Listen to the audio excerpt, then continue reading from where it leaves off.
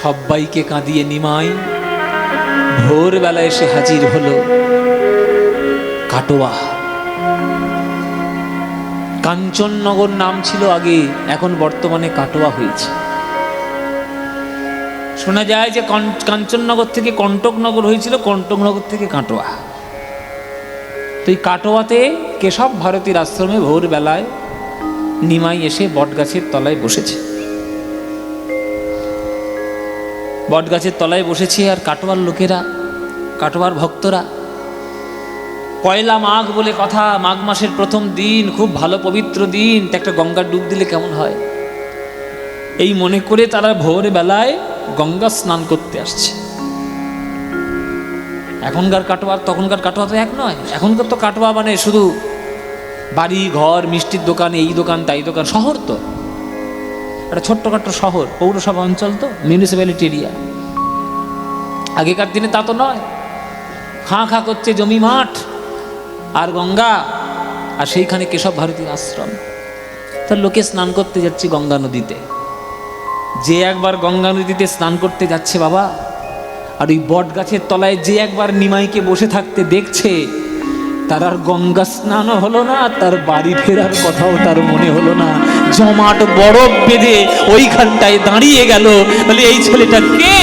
কেশব ভারতীর আশ্রমে সন্ন্যাসী হতে এসেছে। কাঞ্চননগরে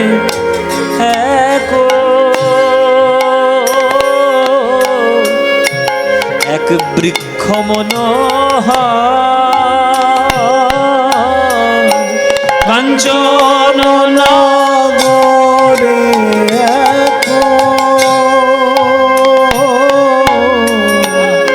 বৃক্ষ মনোহর,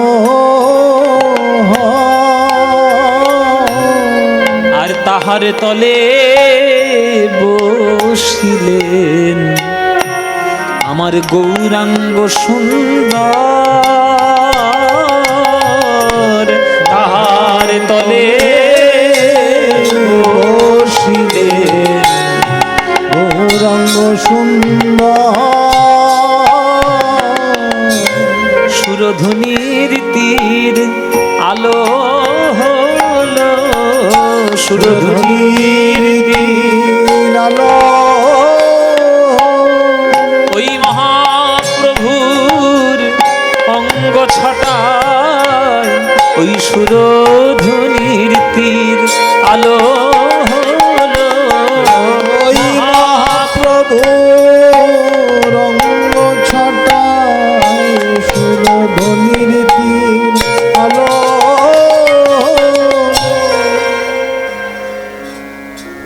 এই যে এতক্ষণ ধরে যেসব গানগুলো আপনারা শুনছেন, সব কিন্তু বইয়ের গান। চৈতন্য চরিতামৃত, চৈতন্য ভাগবত। মনোরঞ্জন করার জন্য ধেই ধেই নাচন কীর্তন দরকার আছে? গানগুলো শুনে কি মনে হচ্ছে? এই হচ্ছে গান, এই হচ্ছে কীর্তন, এই হচ্ছে পদাবলী সাহিত্য।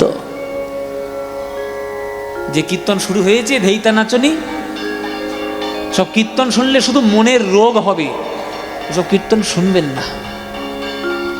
যে গানের মধ্যে পদ, পদাবলী, শাস্ত্র, ভাব, আখর, এই হচ্ছে সত্যিকারের কীর্তন। সূর্য কোথা থেকে আলো দেয় মায়েরা? পূর্ব দিক থেকে।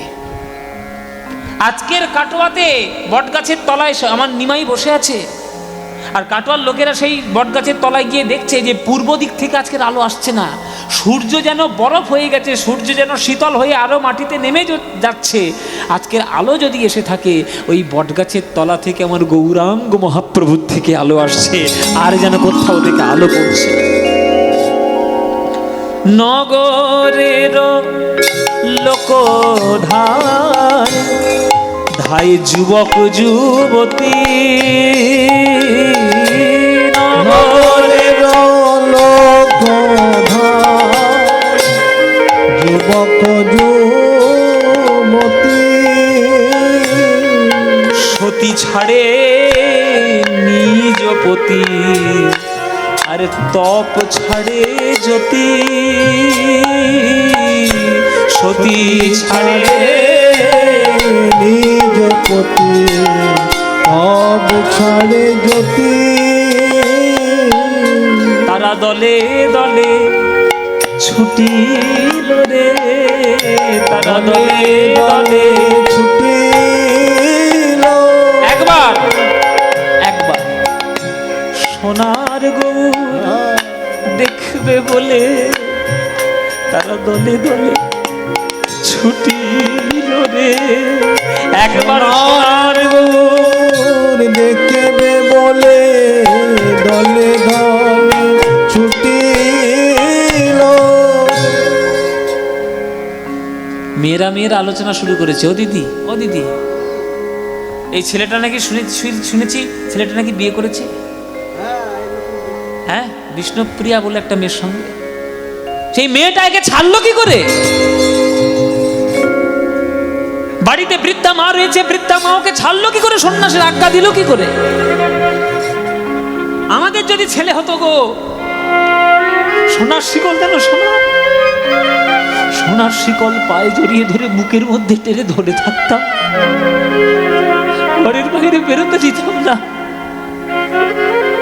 মনে হয় জানো, আমাদের বিশ্বাস এমন সোনার টুকরো ছেলেকে কেউ সন্ন্যাসের জন্য ছেড়ে দেয়? মনে হয় বউটাকে মনে হয় গলা টিপে হত্যা করে তারপরে এসছে, মাটাকে গলা টিপে হত্যা করে তবেই ছেলেটা বাইরে বেরিয়েছে। নইলে এমন ছেলেকে কেউ বাইরে ছাড়ে? কেহ কহে নিজ নারীর পরাণ বধিয়া আসিয়াছে বুঝি জননীর গলে পদ দিয়া। কোন মায়ের প্রাণ কি সইতে পারে? কোন মায়ের প্রাণ কি সইতে পারে? ওগো এমন ছেলে সন্ন্যাস দিয়ে কোন মায়ের প্রাণ কি সইতে পারে? এমন ছেলের সন্ন্যাস দিয়ে মায়ের প্রাণ সহিতে পারে। কেশব ভারতী এসছে, নিমাই। কি ব্যাপার নিমাই?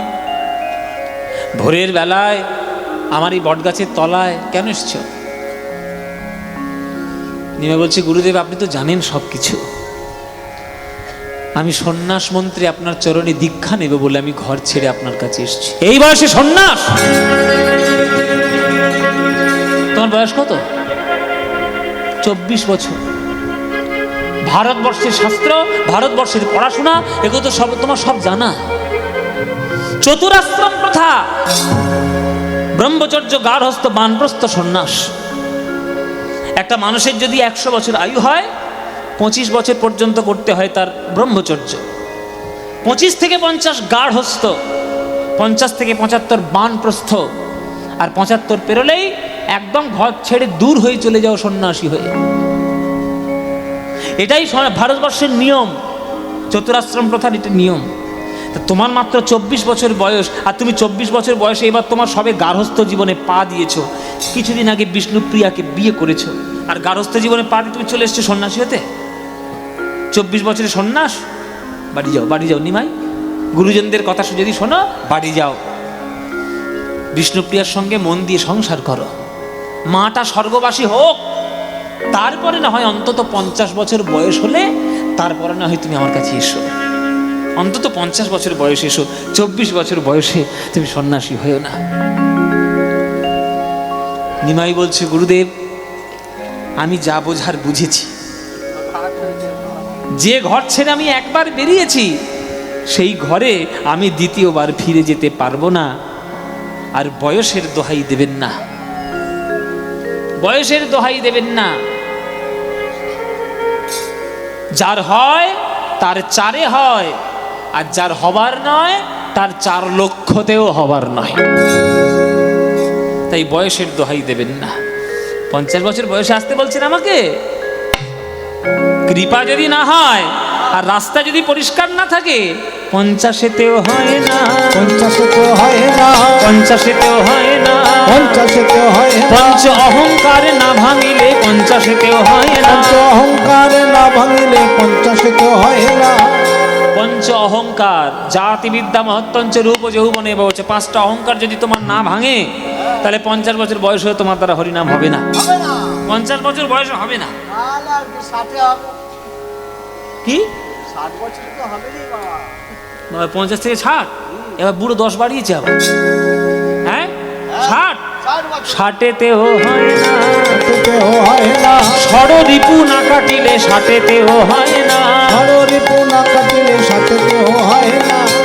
ষড়রিপু, অনরিপু রিপু, বাবা, ওই যে সব জামা কাপড় দিয়ে রিপু করে, ওই রিপু নাকি? জামা কাপড় রিপু করার কথা কে বলেছে? জামা কাপড় রিপু নয়, রিপু, ও আচ্ছা, সেটা তো রিপু, আর এটা রিপু। রিপু, হ্যাঁ, রিপু মানে হচ্ছে শত্রু।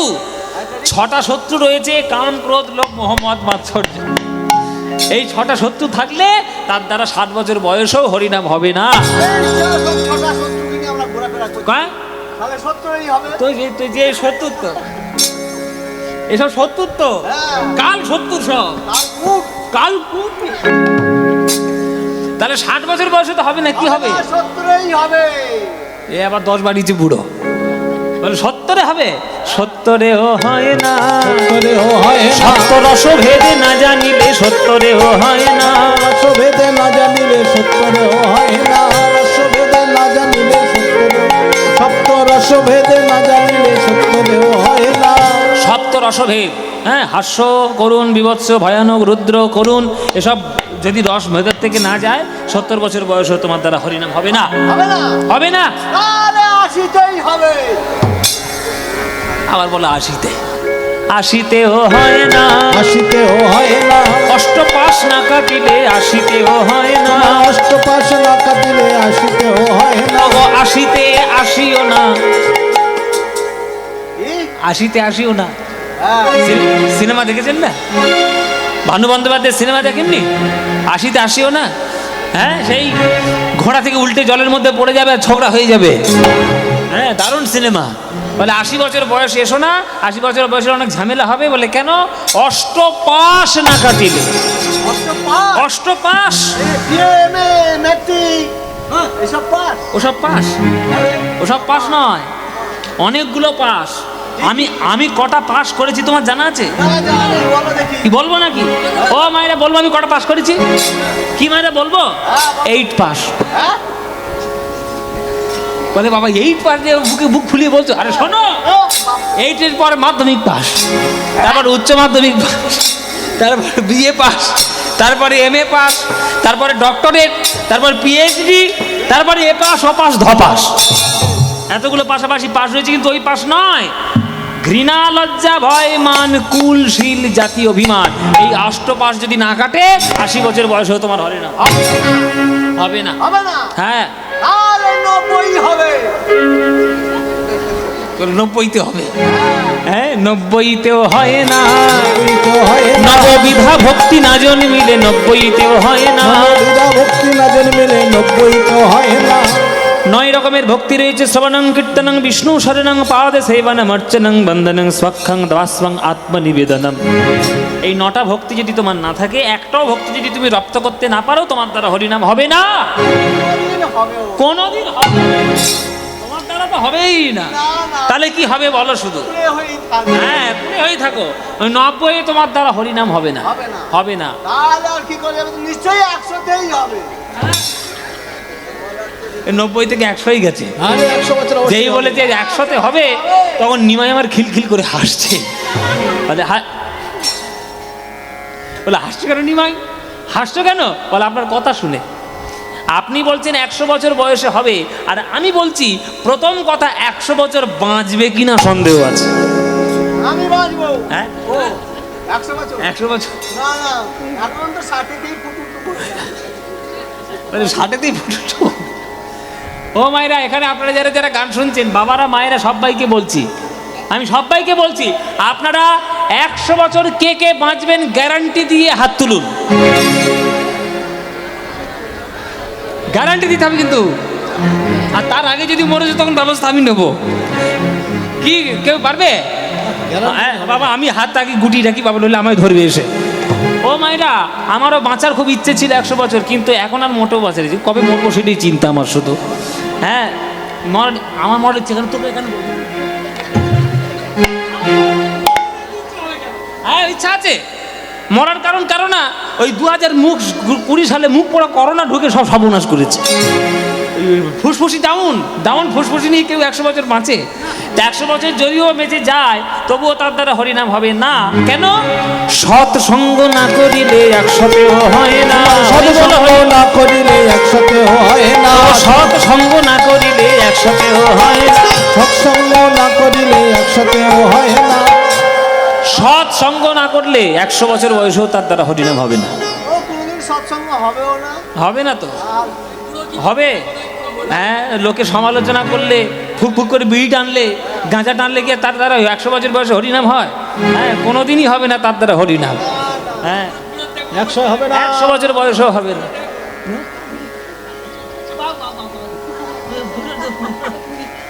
হ্যাঁ, তো তার দ্বারা হরিনাম হবে? 100তে হবে না। হবে না, না। তাহলে 110এই হবে। ও কোথায় যাই রে বাবা? 100 হচ্ছে না, হলে 110। 110এও হয় না। 110 হয় না। 10 ইন্দ্রিয় না কাটিলে 110 হয় না। ইন্দ্রিয় না কাটিলে 110 হয় না। চক্ষু, কর্ণ, নাসিকা, জিহ্বা, ত্বক, মুখ, পাদ, পানি, বায়ু, উপস্থ, এই 10টা ইন্দ্রিয়ের বন্ধন যদি কাটাতে না পারো তাহলে তোমার দ্বারা হরিনাম হবে না। তাহলে আমি বিষ খেয়েই মরি। বিষ খেয়ে? কি বিষ? কি বিষ? ঘাস মারা না ইঁদুর মারা? 120। ঘাস মারা এখন বেশি মানুষ মরে যাচ্ছে। এই 120। তাহলে 120। 120 মানে কি বাবা? 120 মানে কি? 120। তাহলে এখানে 20 মানে খাবার বিষ বলছে না, এখানে বলছে 120। 120এও হয় না। ওগো 120এও হয় না। ওগো বিষয় বিষ না কাটিলে কোনদিন কাটবেও না। তোরা তো কাটবেও না, 99 আর 100 হবে। হবেও না। 199 ফের 120 বছরেও তার দ্বারা হরিনাম হবে না যদি বিষয় বিষ তুমি কাটাতে না পারো। ও মাইরা, একটা গল্প বলি শোনো। আমার বাড়ির পাশাপাশি একটা লোক ছিল, বুঝলে? তার 3টে ছেলে, আর সে সারা জীবন রোজগার করেছে, শুধু মদ খেয়েছে। এবার মরে যাওয়ার যখন সময় হয়েছে, ব্রাহ্মণ বৈষ্ণবরা ছুটে এসছে, বুকের ওপর গীতা রেখে আর তুলসী পাতা রেখে বলছে, বাবা সারা জীবন যা রোজগার করেছিস সর্বনাশ করে শুধু মদ খেয়েছিস। বাবা তো যাওয়ার সময় হয়েছে, বিষ্ণুপুর এবার যাবি। মানে আমাদের বাড়ির কাছাকাছি বিষ্ণুপুর বলে একটা শ্মশান আছে, বুঝলি? খুব মহাশ্মশান, চল্লি টল্লি আছে, এরকম বড় শ্মশান। হ্যাঁ, তো ওই বলে বিষ্ণুপুরে যাবি। তো এইবার বাবা যখন মরছিস একবার হরি বল বল, হরি বল, হরি বল, হরি বল। সে তখন মরণের বিছানা ছেড়ে উঠে বলছে, না এখনো আমার 2 বিঘে জমি পাওনা আছে, কবে পাবো বল?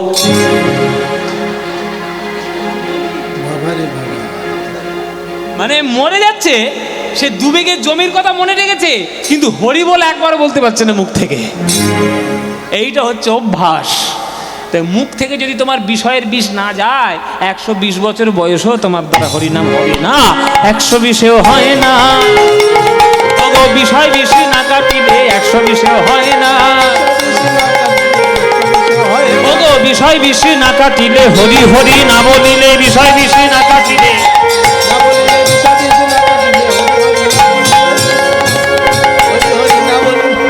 সে হয় না। 120এ হয় না। 120এ হয়। কেশব ভারতী হাত জোড়ে করে বলছে, আমার ঘাট হয়েছে নিমাই, আমার অন্যায় হয়ে গেছে। তোমার সঙ্গে তর্ক, সর্বনাশ।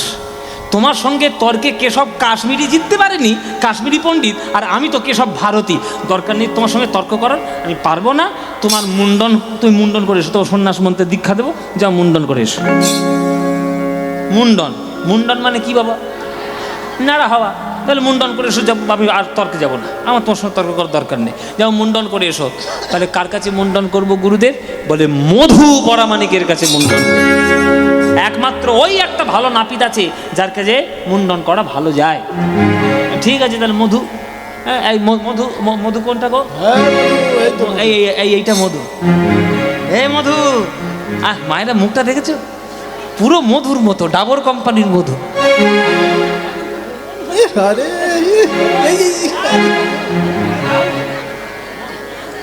হ্যাঁ, ও মায়েরা এই মধুকে ডেকে নিয়ে এসছে। এই মধু, কি খবর হঠাৎ? আর হঠাৎ নয়, হ্যাঁ বলো। গুরুদেব পাঠিয়েছে তোর কাছে। আমার কাছে? হ্যাঁ, ওই কেন? আমি সন্ন্যাস মন্ত্রে দীক্ষা নেবো তো, ওই জন্য তোর কাছে মুন্ডন করতে পাঠিয়েছি। নিন্দা? হ্যাঁ, মুন্ডন করবি? মুন্ডন আমি বসে পড়ি, বসে পড়ি। না না, বইলে হবে না তো, পয়সাটা না। কি আগে করি দাও তবে হবে। কিসের করি? হেলো করি মা কোথায়, আমি কি তোমার পর? আগে করি দাও তবে মুন্ডন হবে, নইলে হবে না। আরে গুরুদেব তো পয়সার কথা বলেনি কিছু, বলেনি? বলেনি তো, পয়সা কোথায় পাবো? আমি বাড়িতে। মুন্ডন হবে না, তুমি বাড়ি ফিরে যাও। হবে না। ও মায়েরা, হেলো করি মা, আমার বাজারে বদনাম আছে, ওই অজয় বাবু জানে। বাজারে বদনাম আছে। বদনাম আছে বাবা। ও মায়েরা, এই যে কেশব ভারতী মধু পরমাণিকের পাশে সে পাঠিয়েছে, সে কি এমনি? কেশব ভারতী ভালো করেই জানে যে মধু পরমাণিক বিনা পয়সায় কারোর মাথায় খুঁট ঠাকাবে না। তাহলে নিমাই যখন ঘর থেকে বেরিয়েছে পকেট করে তো পয়সা নিয়ে আসেনি, তাহলে পয়সা দিতে পারবে না, মুন্ডন হবে না, আর আমার সন্ন্যাস মন্ত্রের দীক্ষাটাও দিতে হবে না। এটা হচ্ছে কেশব ভারতীর চালাকি। এবার নিমাইয়ের কাছে এ পারবে কেন? নিমাই এবার সব কথা ঘুরিয়ে পেঁচিয়ে এবার বলবে। এবার নিমাই বলে যে, শোন মধু, পয়সা তো দিতে পারবো না, হ্যাঁ। তো পয়সার পরিবর্তে তোকে আমি একটা কথা দিয়ে যাচ্ছি, কি কথা বলো? তোকে আমি ভব নদী পার করে দেবো, যা। ও বাবা, তুমি নৌকা চালাও?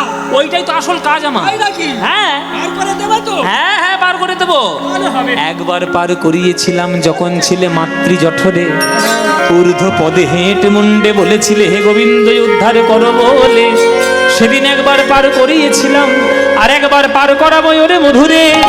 যেদিন জগতে ছেড়ে চলে যাবি বল হরি হরি বল বলতে বলতে, সেদিন আমি তোকে পার করিয়ে দেব মধু, সেদিন তোর কোনো পাড়ের করি লাগবে না। বলে নদী যখন পার করাবে বলেছো, তাহলে নিশ্চয়ই তোমার মুন্ডন করে দেবো। বসো বসো, মুন্ডনটা করাই। নদী পার করবে বলেছে, এবার মুন্ডন করাতে গেছে। মায়েরা ভালো করে খুঁড়ে শান দিয়েছে মধু, ভালো করে খুঁড়ে শান দিয়েছে।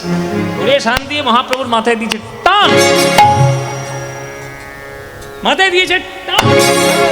যেই টান দিয়েছে সে খুর পিছলে চলে যাচ্ছে, চুল আর কিছুতে কাটে না। মধু বলে কি খুঁড়ের মধ্যে ভূত ঢুকলো নাকি রে বাবা? এক্ষুনি তো শান্তি রে গেল, কোথায় ধারগুলো? এত টানছি হচ্ছে না কেন? ও নিমাই, এই কিছুতেই খুঁড়ের মধ্যে বোধহয় ভূত ঢুকেছে গো, এই কিছুতেই আমি তোমার মাথার মুন্ডন করতে পারছি না। তো নিমাই বলছে হবে কি করে? বলে কেন?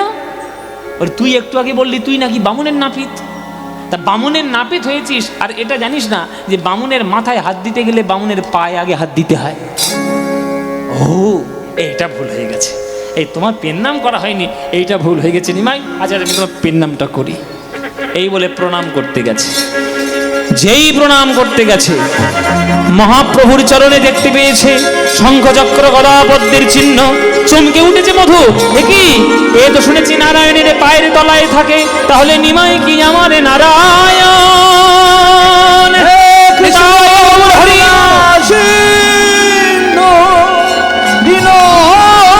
বন্ধু জগৎপতে গোপেশ গোপিকা কান্ত রাধাকান্ত নমস্তুতে।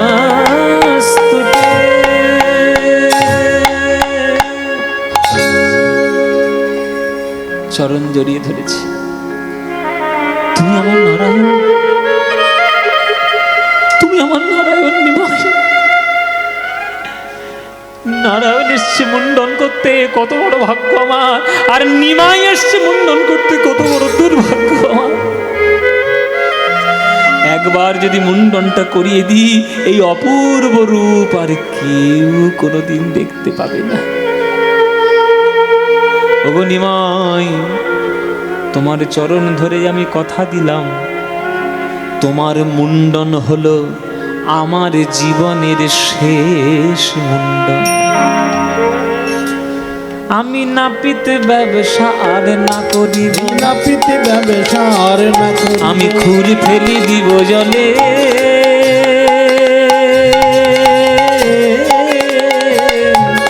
নাপিত ব্যবসা আর না করিব, খুঁড়ে ফেলি দিব জলে।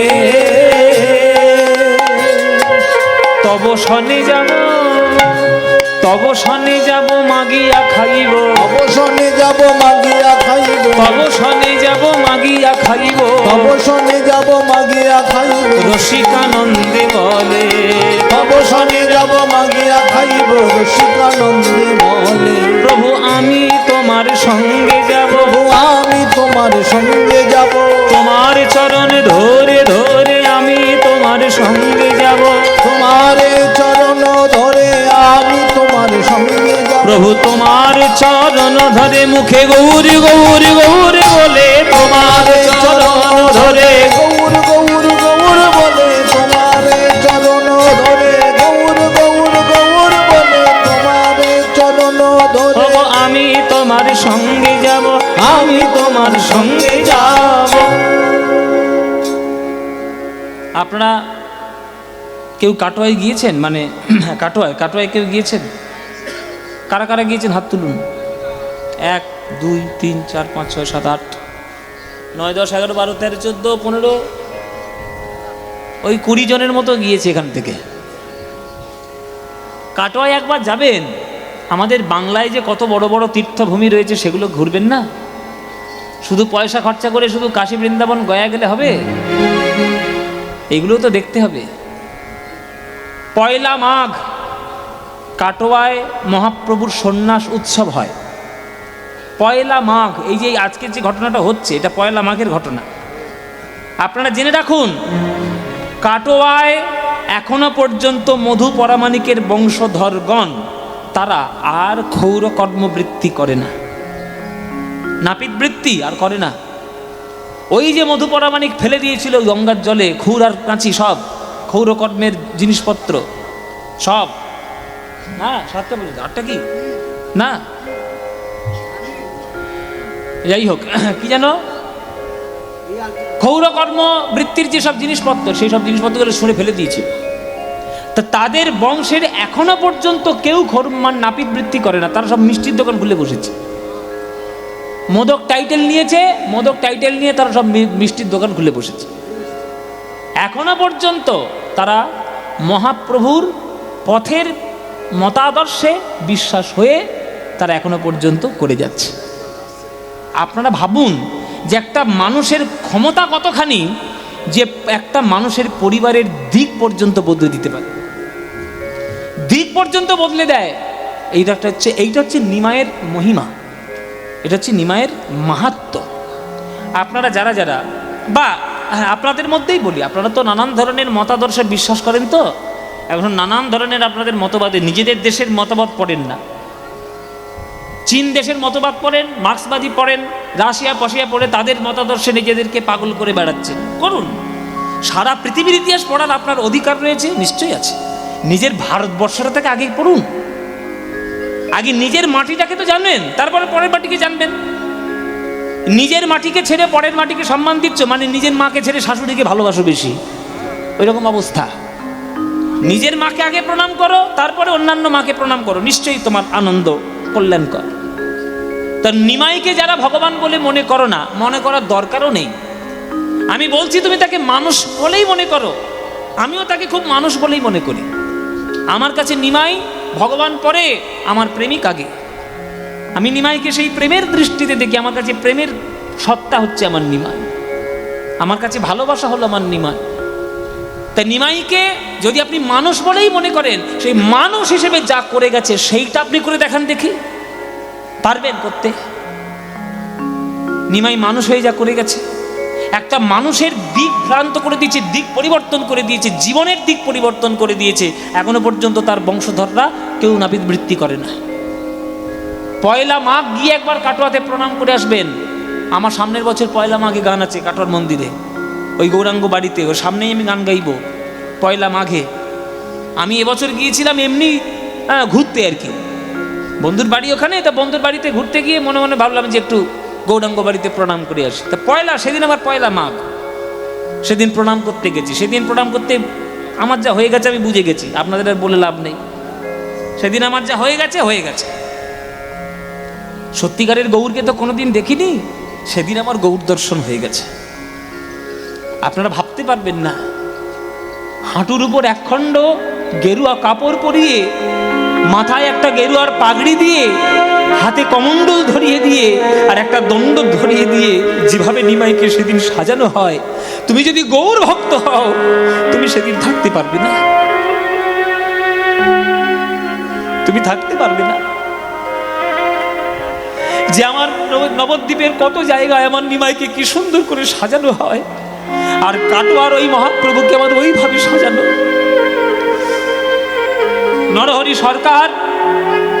নরহরি সরকারের প্রতিষ্ঠিত এই কাটোয়ার গৌরাঙ্গ বাড়ির মহাপ্রভু পাগল হয়ে যাবেন দেখলে।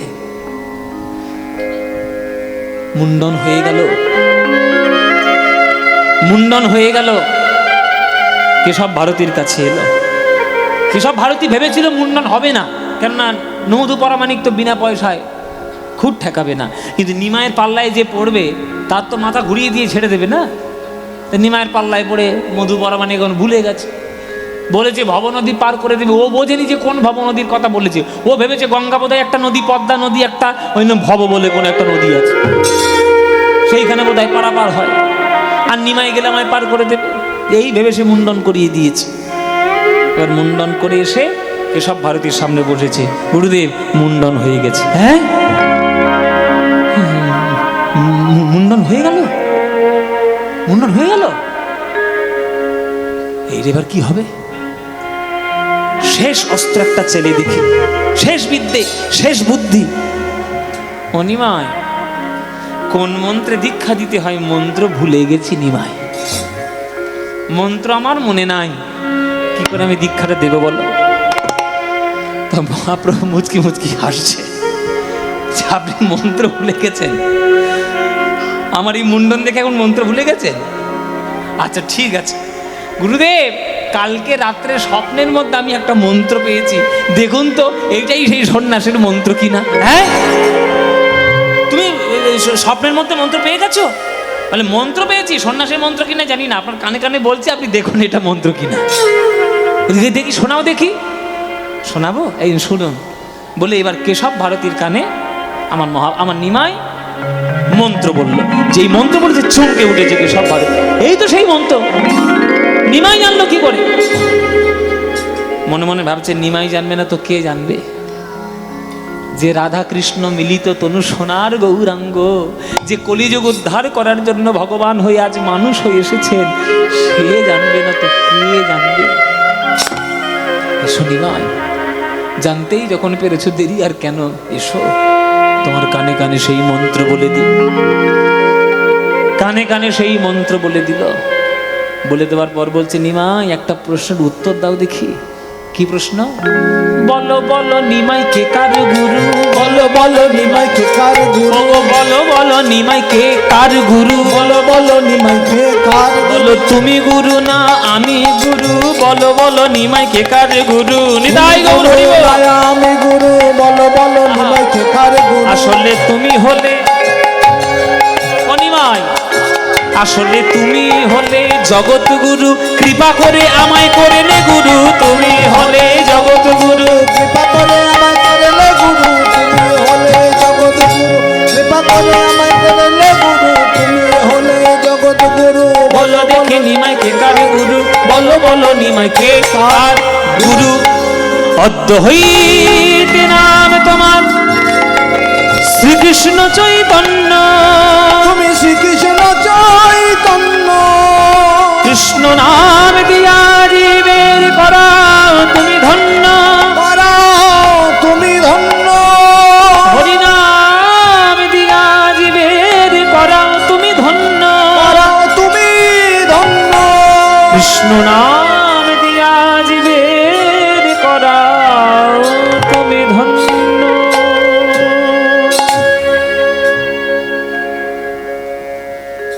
এই হলো নবদ্বীপের নিমাই পণ্ডিত থেকে শ্রীকৃষ্ণ চৈতন্য।